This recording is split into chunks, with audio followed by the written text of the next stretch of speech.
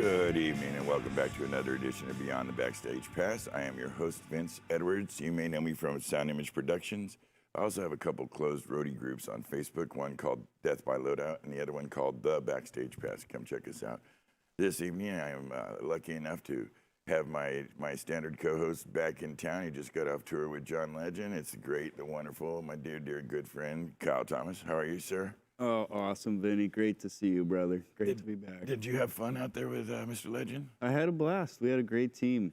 That's fantastic. Just shout out our guys, John Ostrin and John Lozier were really nice guys. Matt Bowie. The whole staff was really nice, and we worked well together, so it was great. Well, that's great. Alan, our lighting guy, just came back from Primus, and he had the same thing to report, that the crew was super, they worked really good, and he was super happy. We're glad to have you back. You see the difference in the shop? Oh, my God. Excuse me. Yeah. Just as busy.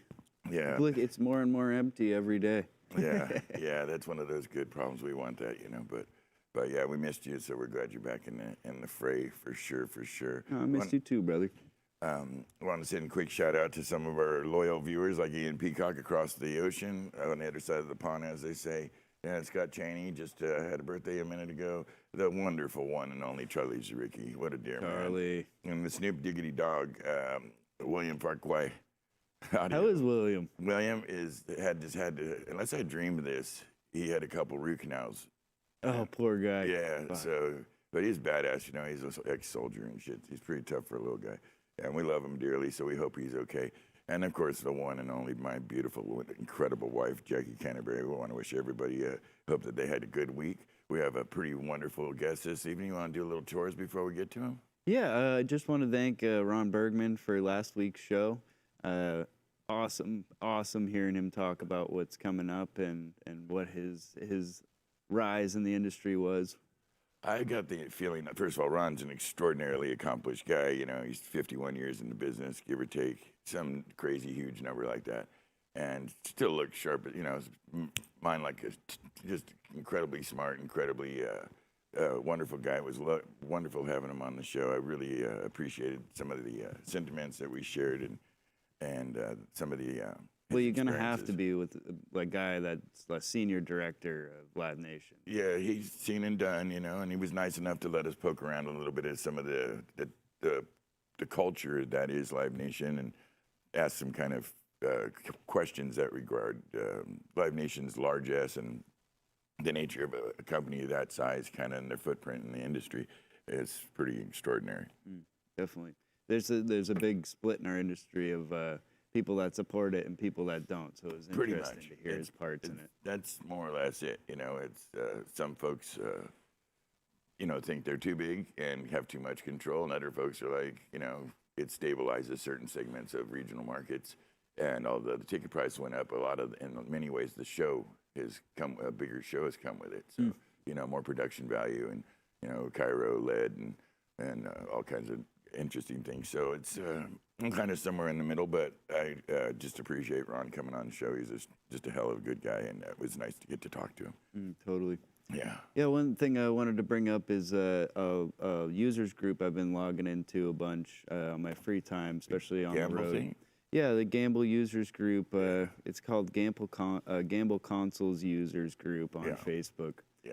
All the old pros would go there. It's pretty cool. Yeah, I've got some really good pictures and learned a bunch of stuff from these guys. It's a good group to be to just chime in on and browse through when you got some free time. Well, I get very lucky with the guests that choose to come in on the show, and I would love to have Jim. I know he's not as mobile as he used to be, but he's, believe it or not, he's a little shy as a person. It's hard to blanch. Go figure. Yeah. But Dirk is too, Dirk Schubert, and I've offered for them to come on individually or together, and I would just love to have them. The history and those gentlemen is really the formative part of our industry, and they've accomplished some of the most amazing technical achievements in 45 years ago. 40 years ago. It's extraordinary, so it'd be lovely. But you recommend this group, huh? Yeah, I mean, both of the names you just dropped, those guys frequent the group, and obviously Jim's in there from time to time. Mm-hmm. But even to get a little bit of information from those guys, it's nice. What's cool for that is Dirk Dirk loves a good challenging question, and so if you got something deep in the technical side, particularly on the power side of what he does, jump right in the fray and help out.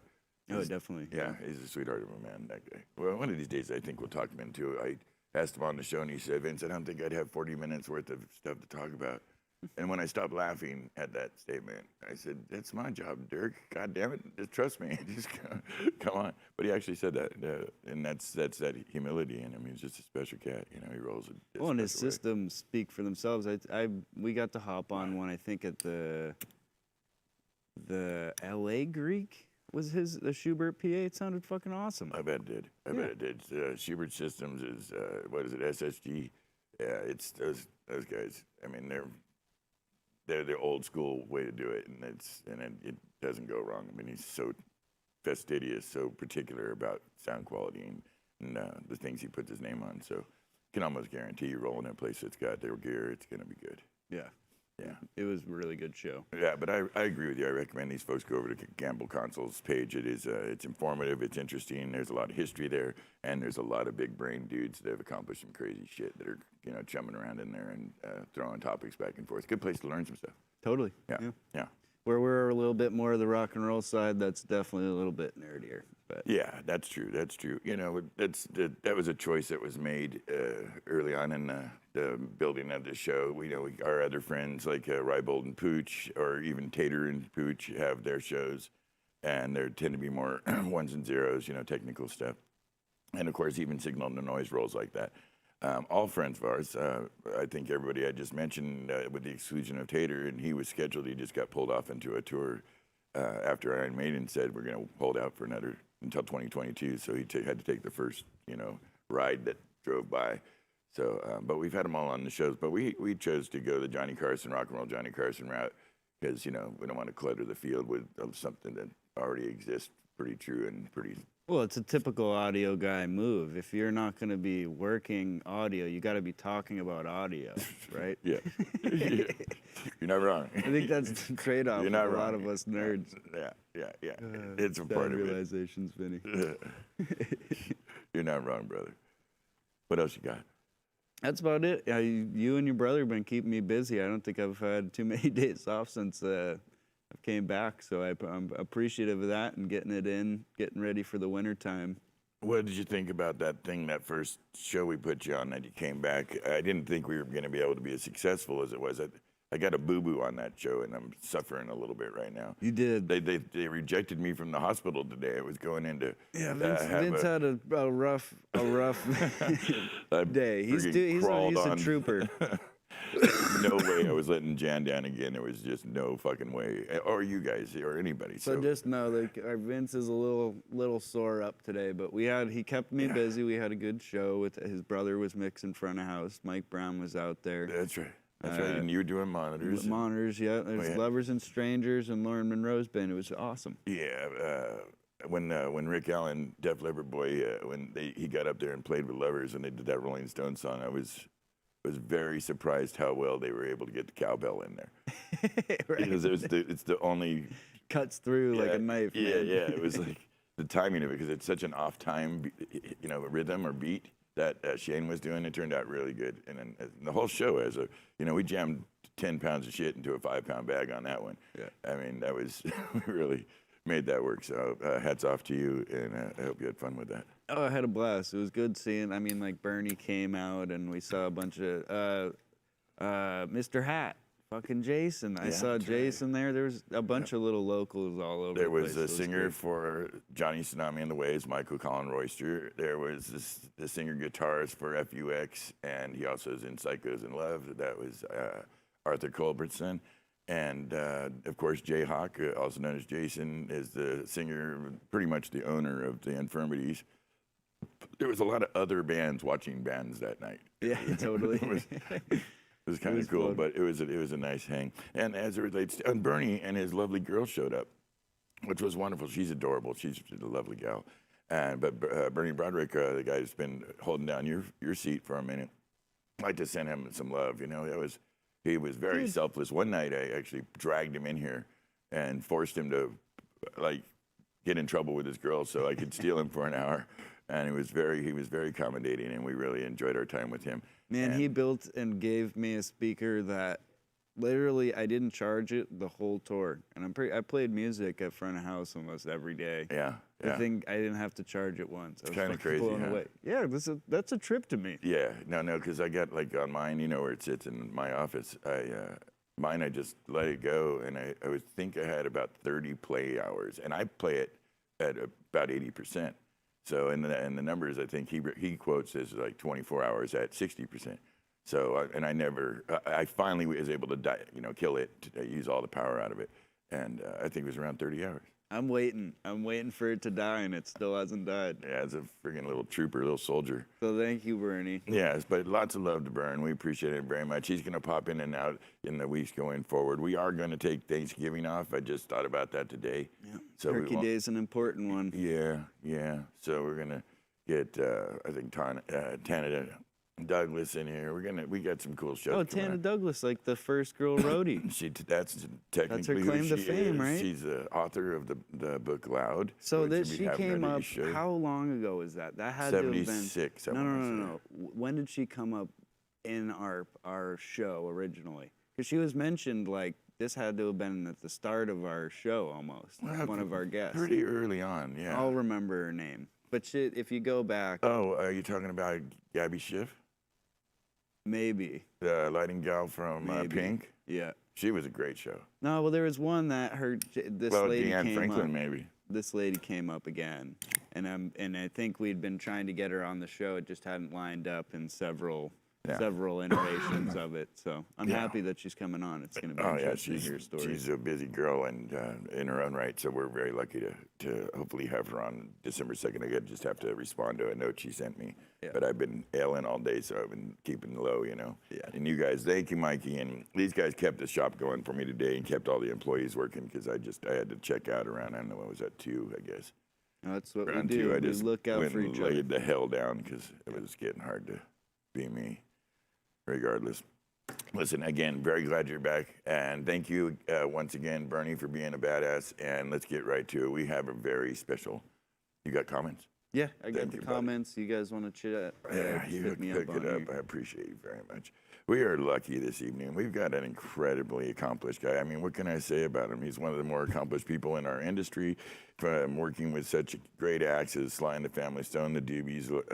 He did a short tour, a little bit with Zeppelin. We're going to ask him about that, obviously. He hosts his own show called the Sound Brokers Roundtable. It's very cool. It's you got to go reach out to them. I believe that's at 4 o'clock on Wednesdays. He can correct me if I'm wrong on that when we get him here.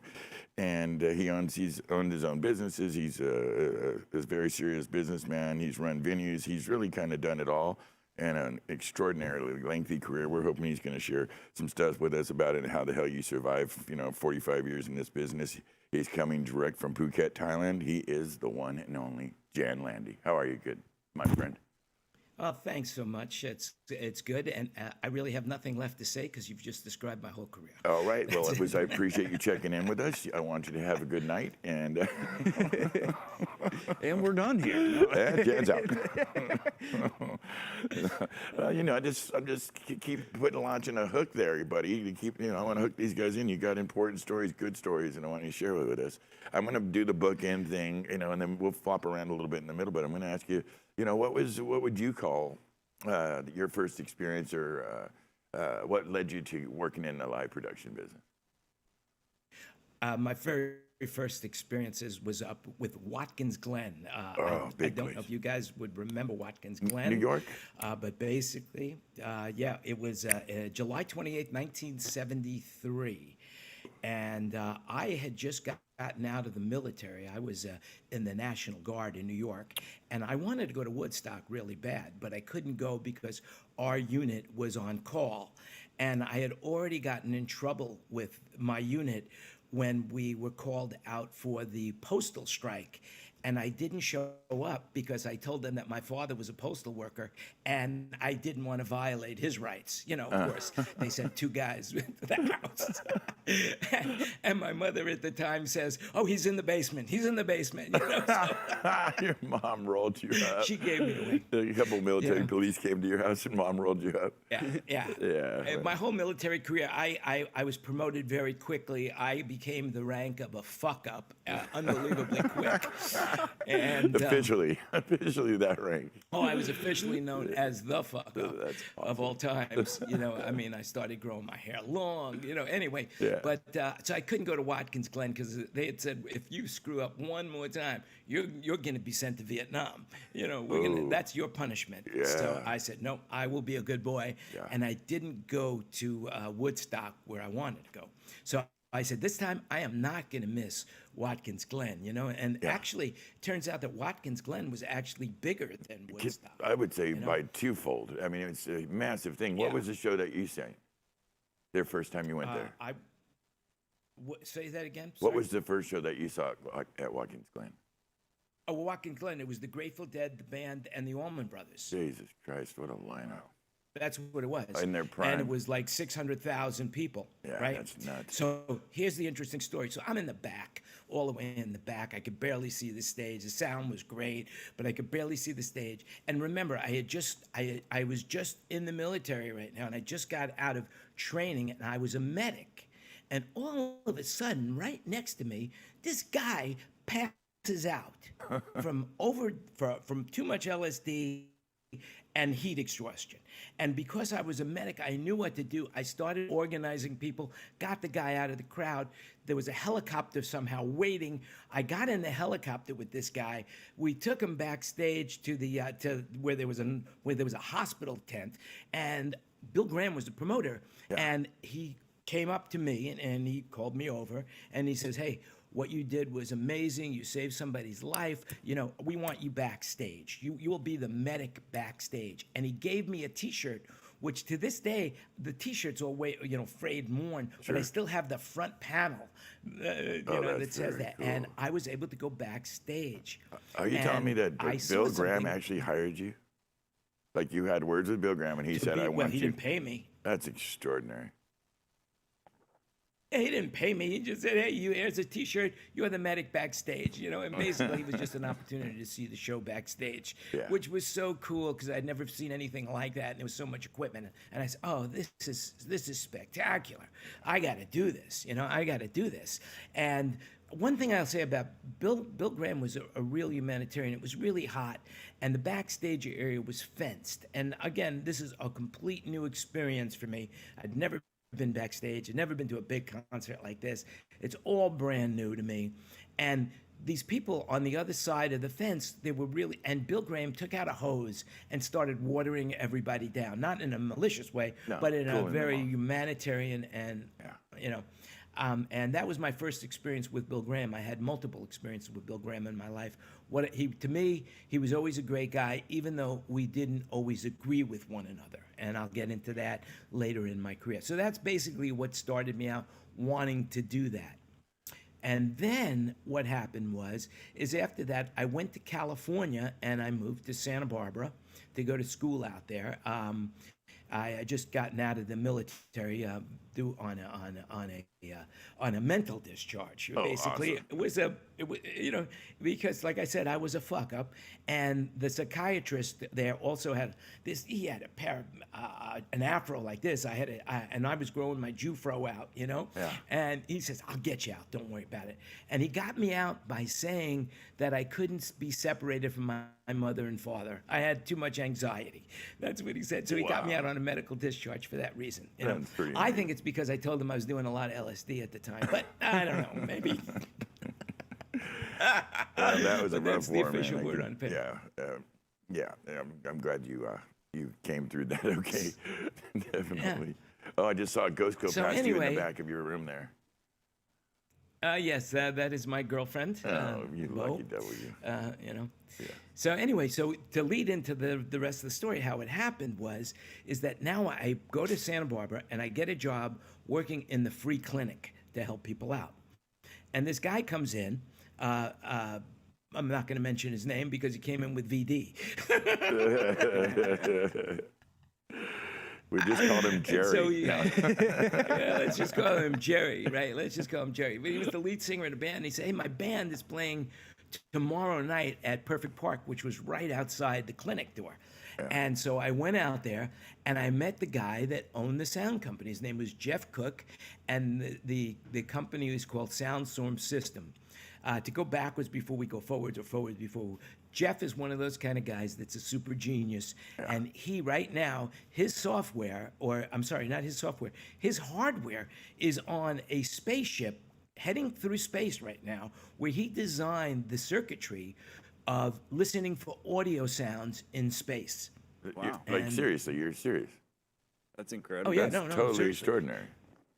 Wow. He also helped design the big wall of sound for the Grateful Dead using all those 4-inch neodymium drivers. Yes. No, that was a So definite, I mean that's that. very So cool. anyway, so Jeff says to me, he says, "Hey, we're doing a gig tomorrow at the Santa Barbara Theater, Ventura Theater." He says, and he saw that I had a car. He said, "Do you have a car?" I said, "I have a Squareback." He says, "Yeah, why don't you come with us? We can bring some gear."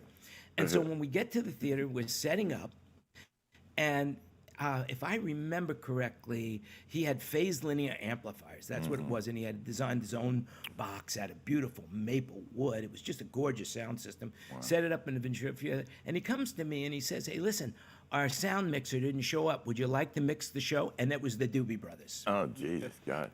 Really? So your So I first said, mix "Sure, was I'll do it. I'm high enough. I'll do whatever you want, you know." And I mixed the Doobie Brothers. how did it turn out? Did in it the sound Ventura great? Did you Theater. get it done? It sounded amazing to everybody who was in that audience. And here's the challenge. There was only like 14 people. The promoter had not promoted it correctly. Where? So it wasn't a full show. And then after the show, all the guys of the Doobies were sitting on the stage saying, you know, and they had, at this time, they had listened to the music out, and they were touring, and they were talking about maybe breaking up because, look, we're not drawing flies. Yeah. And I gave them a speech to say, "Hey, man, no, you guys are great, man. It's all over New York. You know, don't worry about it. This is a podunk town, you know. Right, right. New York is where you should be, you know." Sis Boom Ba. That's very nah. fun. Sweet of you, because they went on to Yeah. make some extraordinary music. You know, they're located about, I don't know, about 50 miles from here. Their old home base in Boulder Creek, and we used to spend a lot of time up there with like Pat and Pat Simmons and a few of the guys back in the day. But what an extraordinary band. I wonder if they remember that experience at the Ventura Theater. I never got a chance to talk to any of them about it. But also that leads into, you were talking about Dirk Schubert. Yeah. And of course, I worked for A1 as well, A1 Audio for a while, and that ties into it as well because A1 had the VIP system, the vertically integrated power system, which now almost every manufacturer has introduced a system where it's powered. Yes. That's kind of it's an either or situation. Depends what your needs are. But you're damn right about that. That's pretty common nowadays. That was original, pretty amazing stuff though back in the day. Yeah, it was absolutely, so that was an exciting moment in time. And basically from that moment, that's, my main influence was the Beatles, and I was playing guitar. And I always wanted to be in a band, but I was not good enough. I just wasn't good enough. Eventually, I moved from Santa Barbara to L.A., and I actually became friends with a guy by the name of Jimmy Fielder. Jimmy Fielder was the original bass player for Blood, Sweat, and Tears. Wow. And he had just gotten thrown out of the band, if you remember. He had gotten thrown out of the band, and so we became friends up in Laurel Canyon, up in Hollywood. I just Hollywood Hills. moved there. Yeah. And he was such a nice guy. So he would play bass with me, and I'd play guitar, and we were writing some songs together. And I said, I'd like to put a band together. So he helped me put a band together.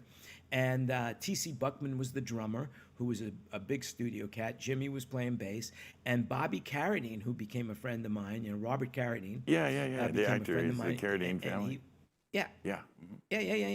What I got some crazy stories about that, but I bet you maybe do. that's for another show. Yeah, David Carradine. Keith Up Carradine, in Laurel sure. Canyon, Yeah, well, and you of know, course, at that time, David was like a superstar. Well, he was Kung Fu, right?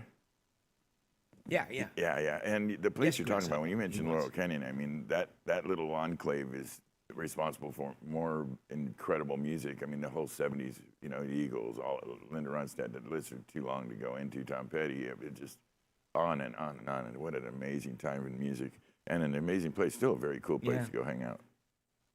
Yeah, I believe I believe Tom Scott was there as well. That the songwriter, I think that was his name. Anyway, he was dating Valerie Carter at the time, and I didn't know it. And I mentioned that I was in love with her, and then one day he tried to shoot me. But that was another story for another time. She's kind of worth getting shot for, though. I mean, she's kind of a badass. Yeah. Let's shift over to. So- I'm very curious about one of my favorite bands that every so often, frequently, but every so often I get to run into this gentleman, and he's a little different than I think a lot of people would imagine. But he is an extraordinarily talented young man. You got to spend some time with the one and only Sly from Sly and the Family Stone. Talk to us about that experience. Well, actually, the only moment I got to experience Sly was my first Madison Square Garden. Actually didn't go to see Sly and the Family Stone. A friend of mine had bought the tickets and he couldn't go, so he gave them to me. And the reason I went, I didn't know who Sly and the Family Stone was. I was going to see Grand Funk Railroad, who was the opening act. Sure. Great band. And it turned out that I had a great time. I mean, it was like an amazing show. The Sly and the Family Stone put on an amazing show. I mean, it's a show that I still remember. And that was, I don't know how many years ago that was, but no, I didn't work with Sly. I did work with Prince, though, for a while. Well, tell us about but that, not because Sly. that's depending on which era it is, you could have very different experiences than some of the other folks that have been here. We were lucky enough to work for Prince in the late '90s, and you know, unique cat, one of the most talented guys in the game, but he's a special bag of tricks. What was your experience with Prince? My experience with Prince, without using any 7-letter words, Yeah. Prince was a Handful. let's just say like this. Whenever we would get mad at Prince, and we all got mad at him regularly, instead of getting mad at him, all we did was raise our day rate. That's it, and he would pay it. Make it worth being there. But I was working for A1 Audio at the time, and I was doing basically installs and touring, selling the systems. I wasn't an engineer. Yeah. But I was the production manager from 1992 to 1993. He opened a club called Glam Slam in L.A. It was about 1,300 seat capacity nightclub. Yeah. And it was the place to go if you Wanted to wanted dance, see. hear some good funk music. And Prince would come and play, in a club as a club band all the time. He would play all the time.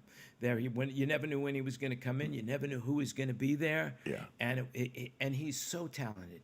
I got so close to this guy in regards to doing this production at the club that I had very little respect for him as a human being, but as a musician, I couldn't help but love the guy. Yeah. He was an extraordinary musician. He would do stuff on his guitar that would boggle the mind sometimes. I mean, he was an extraordinary guitarist. I mean, he could play all the instruments, but I feel like the sweet spot for him was always in the guitar work he did, and just an extraordinary player. Yeah, all these notes are flying at your head, and you're like, that's Prince doing that? It almost didn't seem like the match didn't work right, but it was extraordinary. And you're right, he was a little bit of a handful. But, he was like, I talked about this about him before, we called him the imperfect perfectionist. He had such a unique take on the way he saw it happening, and it could change from show to show. One night all subs, throw everything you got at me. The next night I don't want to hear any of this, just mute the subs, weird shit. He'd come out to the board, and of course his little outfits were always Well, I love the pictures of like So small. Yeah, you have no idea how small he is. I until you stand absolutely next to have him. an He was idea like- how small he is. He could turn sideways and just turn up missing. It's like, where'd Prince go? I was just talking to him. It's like, I'm right here, man, and he just turned right. No, he was a little dude, and he was really thin. Yeah, and I don't think people get that. super thin. extraordinarily Yeah, talented. but I have two stories. I have two stories that stand out in my mind for him. Number one, so he says to me, and by the way, this is the first story I'll tell you, but actually should be the second story. Okay. Is I worked for him for over a year, and he never said one word to me, ever, ever said one word to me. And one day I'm sitting in the sound booth, and he comes in and he sits down next to me, so close, basically touching me, you know. And I move over a little bit. That's how close he is. I move over. King and of then the uncomfortable moments. He always has his bodyguards with him. So he Always. looks up to his bodyguard, whispers something. The bodyguard walks around and says to me, "Hey, the boss would like you to sit over there." Jesus Christ. I'm standing right there with this guy for a year, and he wouldn't say to me, "Hey, could you move over there, please?" Or That's but he wouldn't funny. do that. And the other thing is that he trusted me so much that when Carmen Electra came to town for the first time, Yeah. he wanted only me to be in the rehearsal hall for her. And he gave me a boom box. They gave me a boom box, and I just had to play the tape. She would do her dance, and then I would rewind the tape. And Carmen Electra, I was the first person to work with her. I wouldn't call that a sound engineer, but that's what it was. No, but in a way it was. And, she went on to, I'm not sure what she's doing anymore, but there was a minute there she was dating every, hot shot on the planet. I think Tommy Lee and that basketball dude that goes to Korea all the time. I forget his name, but. Yeah. And a cool story about that is years later, and I mean years later, I was doing an award show at the Hollywood Palace, and she was the host of it, and she's walking down the stairs, and she sees me, and she runs over to me, and she's yelling out my name, and she gives me a huge hug, and how you been, blah blah. Couldn't believe she remembered me, and No, that's a sign of good character right there. If you can remember the help, that's it's a rare thing actually for us in our industry oftentimes. So I was talking to somebody about Gene Simmons the other day, and they were saying, "Oh, I met Gene Simmons, and Gene Simmons said I was handsome and intelligent, or charming and intelligent." And I felt bad that I had to tell that person, well, he says that to everybody. And he could, I worked with the guy over 40 times, and every time he tells me that bullshit, it's like we just met for that first time. 40 times. And so not all artists are good at remember. They've got like a shtick. And Gene Simmons is the king of that shit. I mentioned in the opening, you had a brief interlude with the great Led Zeppelin. Now, I've had people on this show, that work for the biggest bands in rock and roll, from Snoop Dogg to Metallica to Iron Maiden, on and on and on. Have not had anybody that has been more lucky than just to see the guys. Tell me about your experience with Led Zeppelin. Okay, so I was working for a company called World Stage. And basically, just to give you, World Stage was way ahead of its time. This is 1977, April of 1977, and between January and April of 1997, I was working for World Stage. And World Stage had this concept that they would have a concert in one location, beam it up to a satellite, and use these huge Ida-4 projectors with anamorphic projection to project the images of what was taken in the distant location onto a screen that was 120 feet wide and 80 feet tall in perfect anamorphic projection. That was the idea. Well, that's way ahead of its time. Way ahead of its time. And that's my second encounter with Bill Graham, because I was trying to sell this concept to him. We had got Donovan to do the demo, but Bill Graham, I went to him and to try to get him to put it into one of, do the show. And he said to me, there ain't no way that this is going to work. And his concept was the reason it wouldn't work is because the people couldn't feel the sweat of the artist. He said, if you can't feel the sweat, it is not going to work. And I said, but Bill, I can't feel the sweat from the artist if I'm in the second row. Yeah. But he was adamant about that. Well, And he definitely. also at that particular. It's funny because he had his own ideas about, like the light shows with the oil and the projection. Remember this early shit with the Dead, and I know he was always very mindful of it, but he could be very hard-headed. My memory is. I dealt with him. There was doing some shows in Concord Pavilion a couple days before he passed, and got into an argument about meats, about flat meats and Yardbird. He said, he said, no, you need to be grateful that we even bring that shit. And I was like, can't you bring some real food? That is real food, and that's all you're getting. Go straight to hell. He was a special cat, and it sounds like you had a lot of fun with him. So tell us about Led Zeppelin. How did you get to hang out for a minute? I'm gonna get to that in 1 second, but I want to say one more thing. There was oh God, all right. Well, I'll talk to you about Led Zeppelin. So basically, Led Zeppelin had heard that I was selling these large screen video projections, right?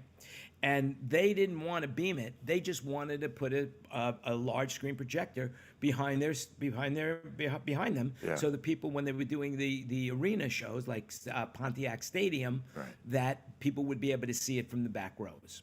That was the whole concept. So I sold them this. I rented them the system, and because I had rented the system, I went there to assist with the crews to put up the video screens and make sure that we got paid, right? Yeah.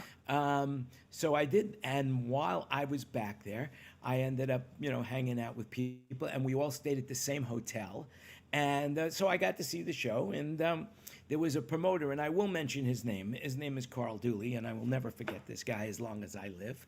And just remember, everything you hear is opinion. May be true, maybe not true. Up to you to do the research if you can, right? Yes. So this story might be complete, and I'm going to go back a little bit. When I was in college, I had a public speaking class, and I never did the work. What I did was I always talked about what happened the night before. And I would talk about what I did the night before, go into class, and talk about it. And one day my professor said to me, hey, listen, Jan, I want you to stay behind. I need to talk to you. So I figured he's busting me. He wanted me to do the work. And he says to me, your stories are the most creative stories I've ever heard. You should really stick with this. It was all true. Everything was true. He was saying creative as in he thought you were full of shit, and turned out you were actually doing these things. Yeah, absolutely. He thought I was making this stuff up. So anyway, so it turns out in those days, people, blow was a very common thing. Drugs were very extremely common in that particular time. Yes.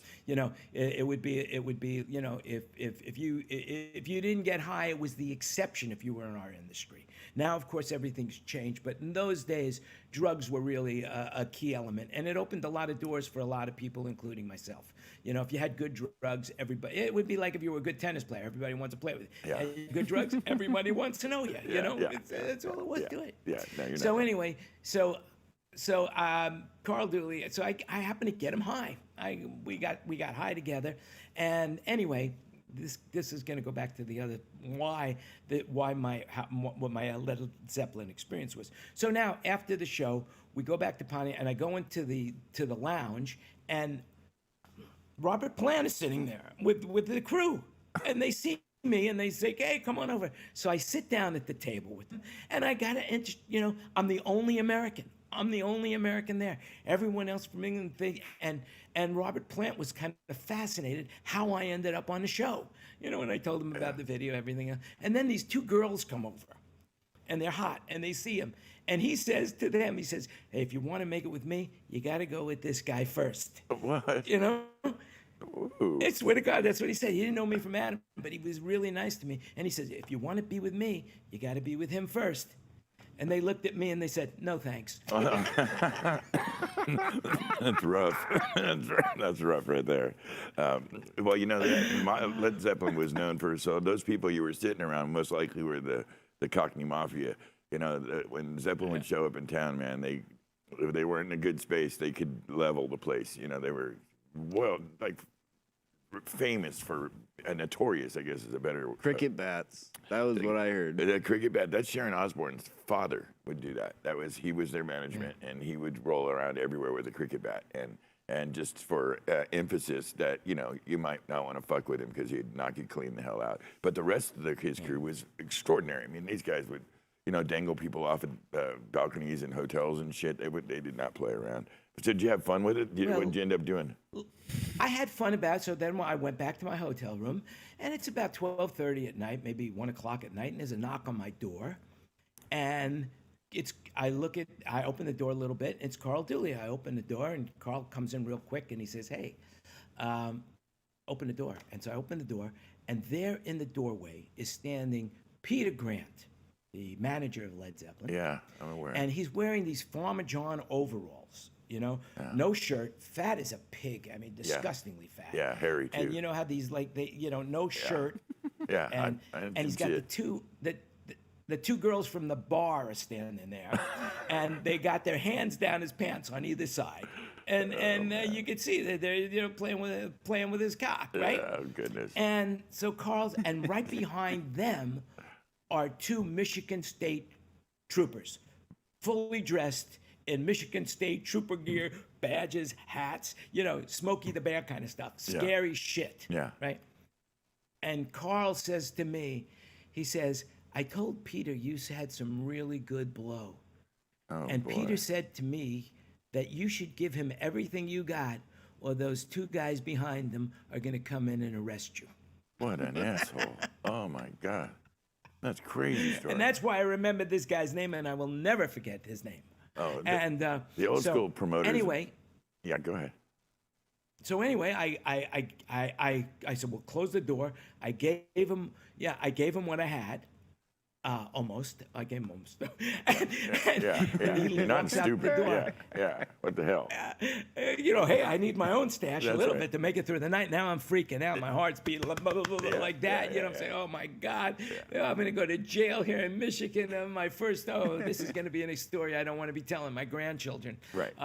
So anyway, he goes out, he's getting ready to walk out the door, and Peter says something to him, and he comes back and he said, oh, by the way, Peter wants you off the tour immediately. Tomorrow, you're going back to the airport. We'll send a car, and we're sending you to the airport. What the hell? Hey, That was the end of my Led Zeppelin, but it was an amazing story that I got to share with you guys. And I believe that this is the first time I've ever shared the complete true story with anybody. If this story is true. Yeah. Well, we appreciate you sharing that experience and memory with us and my audience. That is a. But man, that was classic. the corruption there, and the way they intimidated me. It was off the hook. But that was Led Zeppelin's MO, man. They rolled like that, and it was the fish dies from the head down. Pete was definitely the head, and that's not even a little surprising. Plus, back in the '70s, to be a promoter of any kind of standing, you had to be a straight out criminal. I mean, it just was the way. It was, Don King-esque, just nasty and ruthless and freaking ugly. In the early '80s, me and my brother used to have to thump motherfuckers to get paid. When we came up just shortly after that, because the leftover dudes were still trying to play that shit. And so it was just part of rock and roll. Talk to me about your history with the House of Blues in L.A. All right, so I was working for A1 again, and at this particular time, I was more involved now in doing installs because as I had done the Prince Club, it worked out really well. And now the House of Blues was coming, and John Lyons contracted me to do the production work at the club. And while I was working for A1, so we built the showroom. I basically designed with my team the first room that had a legitimate PA system for the House of Blues, which they ended up copying and using at all their other locations. Wow. And basically, my opening night putting in, and here's an interesting thing for you guys out there in sound world, they ran out of money. The House of Blues ran out of money. And so we needed a PA system. And I was able to finagle a deal with Yamaha for their wavefront system, which was probably the most inefficient system ever designed. It took 2 amplifiers to run 1 speaker. Oh, Jesus Christ.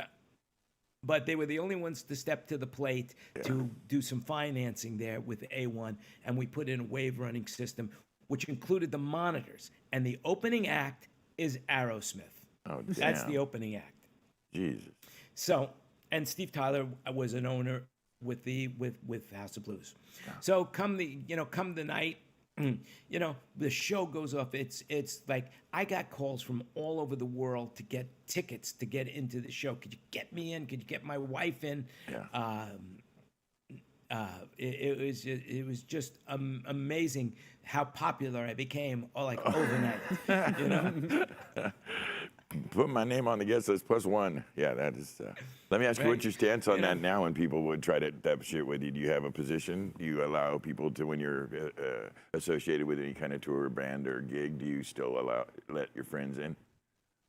And well, my friends, yes, my friends and family, I'll do whatever I can for them. Yeah. But for the most part, you have to buy the tickets these days. That's right. It's if you're really putting somebody in, it's the shows have become so expensive Yeah. to put on that the promoters need. That's why. Well, that's why all the gear is shrinking right now. Everybody's looking for smaller, compact equipment. That's why there's no large amp racks anymore. For the most part, there's the consoles are smaller, the digital desks. It's to free up you some can't real estate. use a That's Rivage right. anymore. You can't use a PM1D anymore. Those days are gone. Yeah. Well, once in a while you get the weird act, like we have Keith Urban as one of our clients, and he likes to have the H3000s go out. The sound he likes from them. Oh, Keith's on Rivage now. Who, Tobias? Yeah. Oh, no kidding. Yeah, I mentioned Rivage. I meant PM1D, by the way. Yeah. Rivage is a new product that's actually pretty amazing. But Yeah, you're right. yeah, They've for multiple reasons, but one of them is definitely to free up some real estate. No two ways about that. Yeah. So to go on, I got two great stories. So now the first show goes on, and the show is a success. Aerosmith goes on. It's amazing. Everybody's happy. And I get on the walkie-talkie. Steven Tyler wants to see you in the dressing room. And I said, oh, no. Because who calls you to the dressing room? Yeah, it's never good. After They're a show, rarely good. unless it's to let you know that you fucked up, man. You fucked up, and I'm gonna ream you out. Yeah. And I'm dreading on every step. I'm like, oh no, It's like the old story with the guy that wants to borrow a jack from the farmer, and he keeps walking towards the farmhouse, and as he say, oh, the guy's gonna probably be nice. Oh no! By the time I get there, and by the time he gets there, he's talking to himself that the farmer is such an asshole. He's gonna just say no. Yeah. That the guy walks up to the farmer and says, "Go fuck yourself and take that jack and shove it up your ass." I understand completely.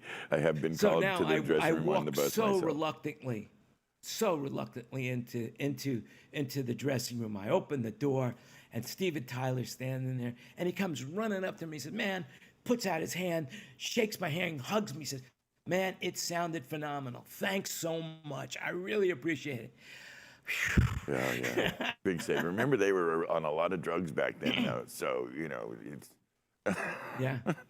No, that's a very good story.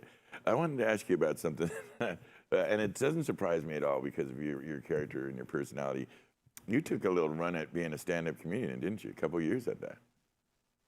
I did quite a lot. Basically, I had been skiing, and I had a huge accident that I was laying in the snow and I was paralyzed, and I thought I would never walk again because I couldn't feel my legs, couldn't move my legs, and all my regrets went through my mind, of what I hadn't done in my life. Sure. It's funny that when you have those regrets, you never think about all the good things that you've done. You think about what you didn't do. Right. And and we should live each day to the fullest, to our ability. But I'm laying in there, and my regrets come through. And my first regret was I didn't go to Woodstock. I didn't go see the Beatles, and somewhere along the lines, like the third thing was I never got a chance to perform stand-up comedy. So fortunately for me, it was only a torn ACL, and I was able to get back. And I decided to do stand-up. And I basically, I did stand-up, and I was doing stand-up, and I was doing production at the same time until I booked a show where I sold to ABC with the help of Andrew Salt. Andrew Salt was David Waltner's partner, and David Waltner, if you guys don't know He's who a he was, producer, a he was the big-time first producer. That's right. He was the first person to make the Olympics profitable. That's right. He was the guy that did the first, when LA had the Olympics. David Waltner was the guy that put on the extravaganza, and his partner was Andrew Salt. And so Andrew Salt, I knew Andrew Salt from the House of Blues because he had done a Les Paul special. I got to meet him, got the people, brought in this concept of how the superstars of comedy today started out in the club and how it affected watching TV today. And the people on the show were such as, basically it was an interview show. That's what it was. It was an interview show. Yeah. And we went to various locations to interview these comedians: Tim Allen, Jerry Seinfeld, Paul Reiser. The list. If you Google Comedy Club Superstars ABC, you will see what I'm talking about. All the stars on that show. And it sounds like this was early in their careers when they were still at Yuck Yucks and The Cellar and so on. No.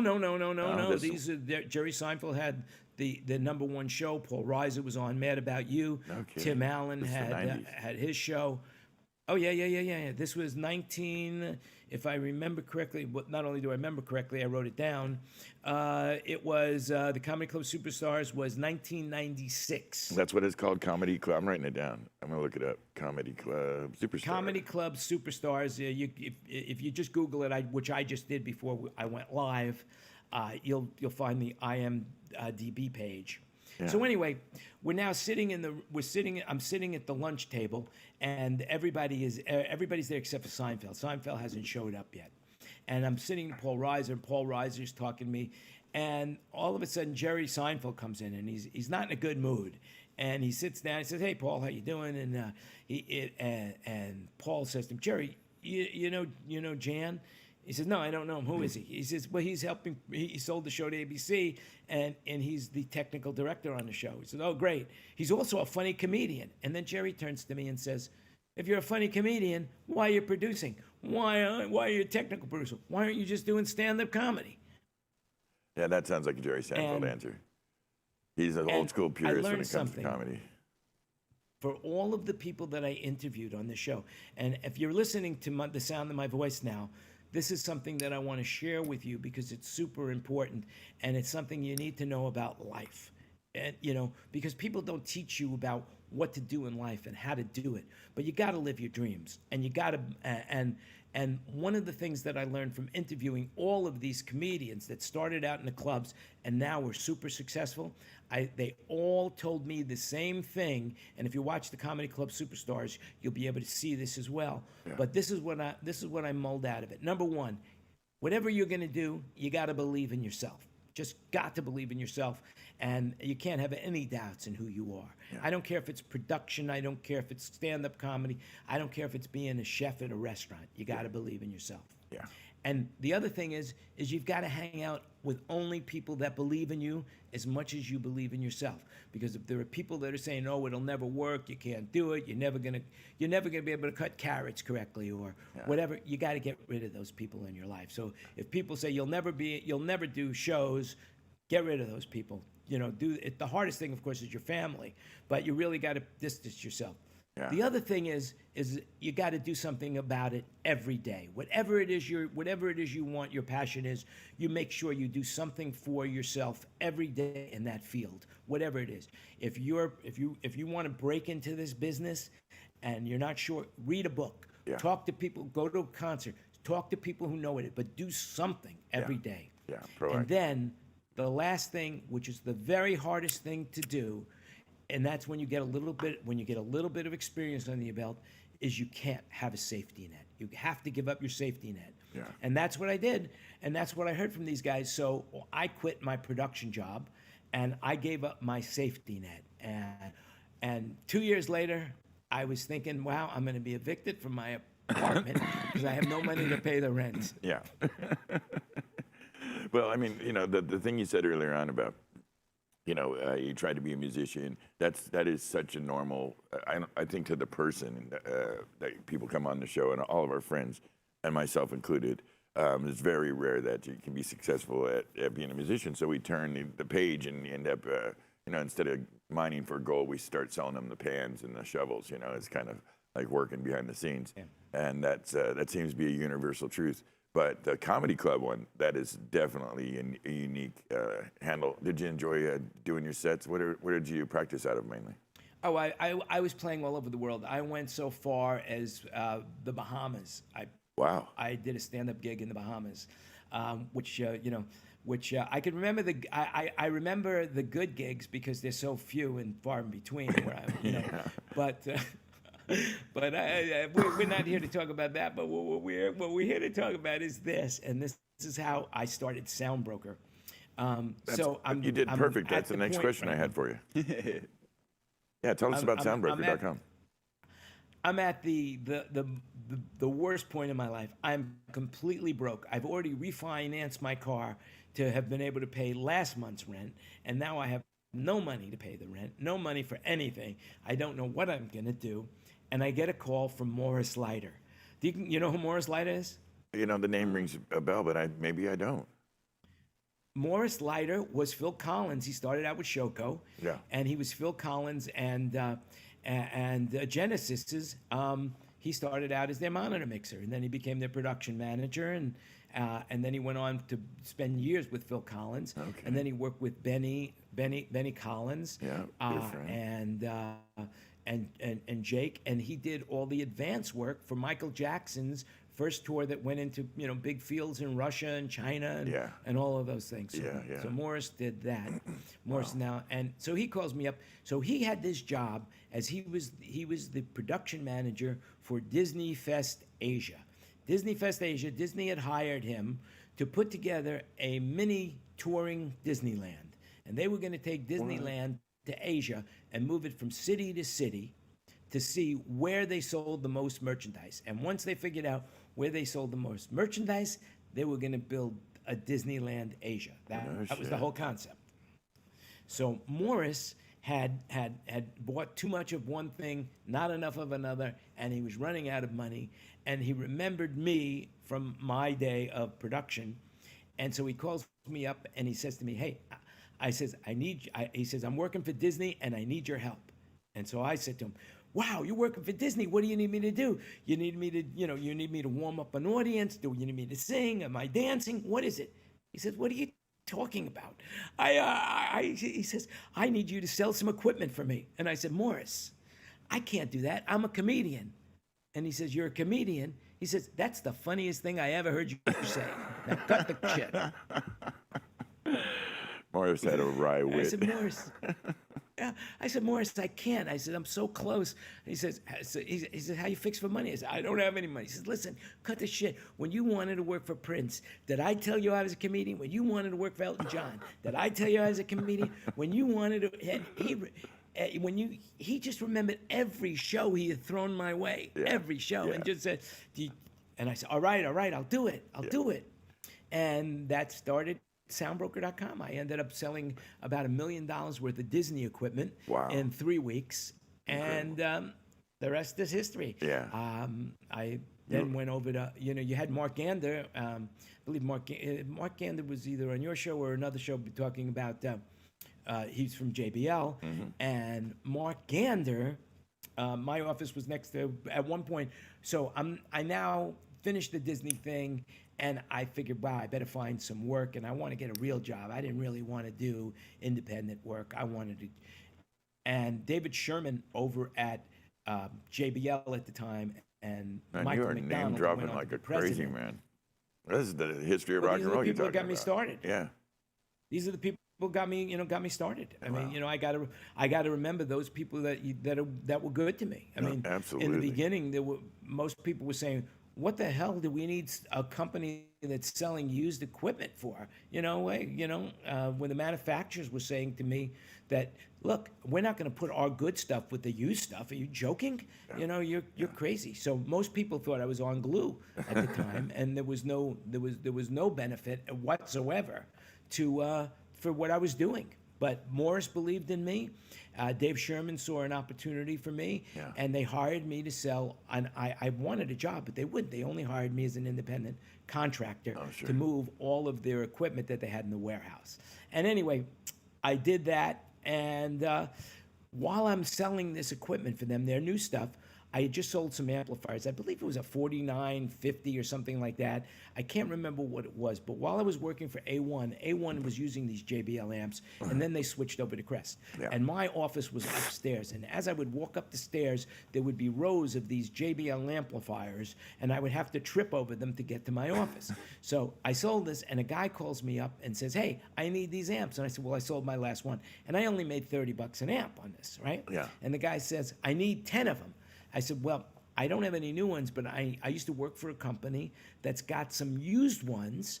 If you'd be interested, I'll call them up, see if," and he says, "Sure." And I called Al Siniscal at the time, and I said, "Al, do you still have those amps on the stairs?" He says, "Yeah." He says, I says, "You want to sell them?" He says, "Yeah." He says, "How much you want for them?" He says, $200 a piece. So I was selling them for $1,000, the new ones. So I called the guy back up, and I said to him, "Hey, I've got as many as you need, and they're $800 a piece." He says, "I'll take them all." Oh, that's amazing. And I sold those amps to him, And I called Al up the next day and said, Al, what else you got for me to sell? Yeah. And I You never never looked looked back. back. Never looked back. That's perfect. That's a great story. I want you to share with the audience, we're running a little long on time. I want you to tell us about the roundtable. It's a great show. I like the format. I like what you've created there. You're very good at controlling the group and keeping the topics up. Tell my audience where they can find you at and what time. Okay. You can find us. The best way to do it is send me an email at soundbroker@gmail, or go up to our Facebook group, which is the Sound Broker Mastermind Roundtable group. Yeah. But the best way to do it is just send me an email, and I'll send you a link, or go up to my Facebook page. Just Google. If you Google Jan Landy, then this is an interesting fact. Yeah. If you Google my name, Jan Landy, you will come up with millions of pages, because I am the only Jan Landy in the entire world. Now, there's a Janice Landy out there, Shit. but she's not me. Although here in Thailand, lady boys are the thing. Oh, that's not me. a third sex. Yeah, it's a third gender for sure. You know, and so basically, the Sound Broker Mastermind Roundtable, we started this as a support group for everybody who was going through such a hard time during COVID. Yeah. And that was when people were lost, they needed some laughter in their life. So I took my comedy, I took my knowledge of the industry, I put my hand on shoulders of people that I had done things with and said, come on, let's have a meeting. We'll all talk about what's going on, and it'll be like therapy for everybody. And next week is going to be our 77th meeting. Oh, congratulations. It's now at 4:00 on the West Coast time. Yes, sir. 7:00 on East Coast time, and we talk about current events and how it affects us. And you could always find us on YouTube or Facebook or any of the fine listening places that you could do. But I'm doing it as a labor of love, because I have to wake up at 4:30 in the morning here in Thailand to be able to do it. But I love it, and it's the highlight of my life right now. If I could figure out a way how to make a living doing that rather than doing Sound Broker, I would immediately do that. Well, However, I am great working job. on. I mean, the way that you have it formatted, the way that you control you kind of keep the flow going and give everybody a shot to speak. And some of those folks in that group are some real who's who, old school pros. So it's a very sweet thing that you got going over there. I highly recommend it. I actually have my alarm set to try to come and see you in my phone.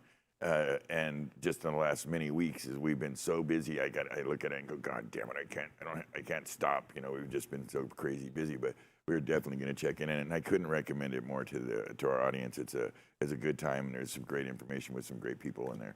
So, and I get that labor of love thing. It's kind of what this is, and we started it for almost identical reasons.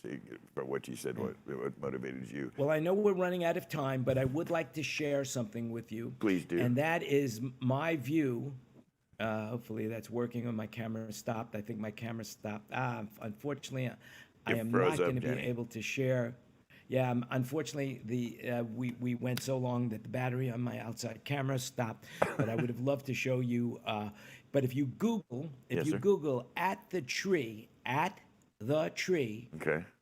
in Phuket, Thailand, you will see where I am, and there's plenty of pictures there on the website when you Google it. But that's where I am. I'm looking at paradise out my window, because what you put in, you get out.